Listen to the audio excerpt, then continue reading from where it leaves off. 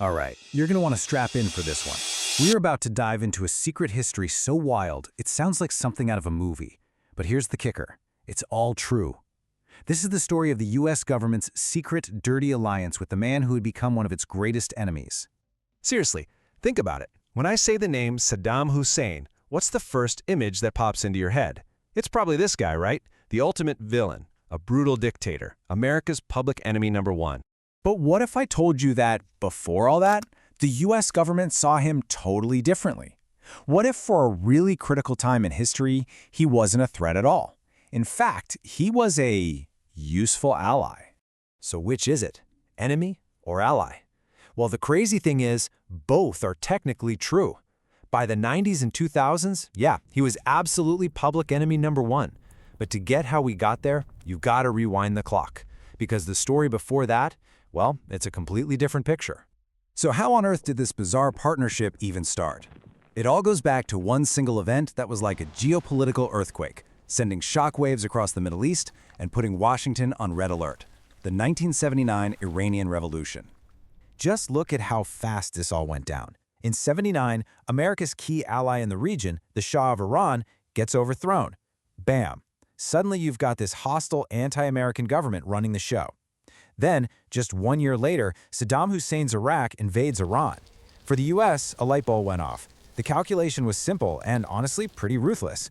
Saddam might be a monster, but he was a monster fighting their new enemy.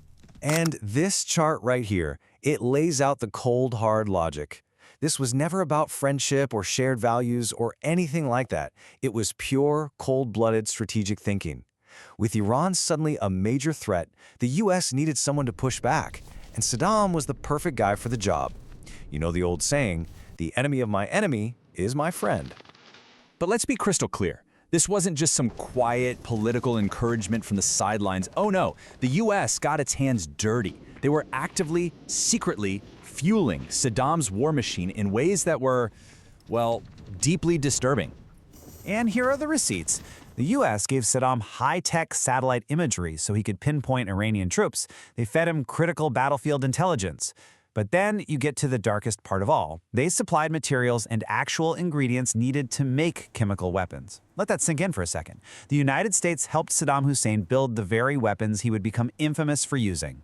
Which, of course, brings us to the most damning question in this entire mess. Did the US government know what Saddam was doing with his support? Did they know about the war crimes? For decades, the official line was basically, nope, we had no idea. Then, the documents were declassified, and the truth was somehow even worse than people had imagined. They knew. Full stop. There is zero ambiguity here.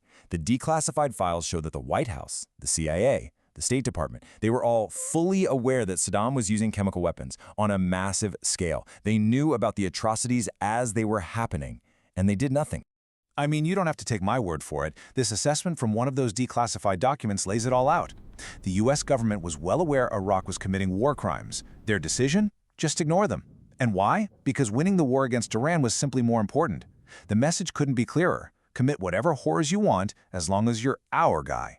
So if gassing civilians and committing war crimes wasn't a deal breaker, what was? What could possibly end this toxic friendship? It wasn't a sudden crisis of conscience.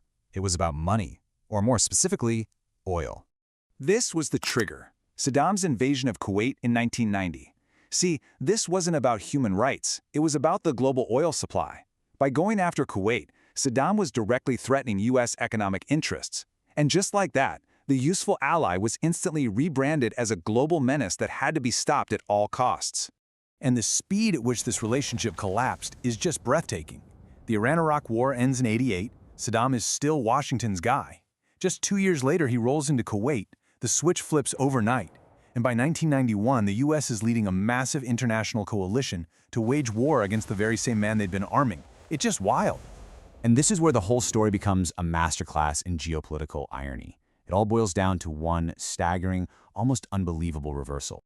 So remember, back in the 1980s, the United States was covertly giving Saddam the intelligence and the raw materials to build weapons of mass destruction, also he could use them against Iran. Now, fast forward to 2003. The United States invades Iraq, and what's the public justification? To destroy the weapons of mass destruction they claimed he had. the very same type of weapons they had helped him create. They topple his government, they capture him, and ultimately they oversee the execution of the man they once called their useful ally. So it really leaves you with one pretty haunting question, doesn't it? Who really created this enemy? It's a chilling reminder that in the cold, hard game of geopolitics, today's ally can easily become tomorrow's nemesis. And sometimes the monster you set out to destroy is one you had a hand in building yourself.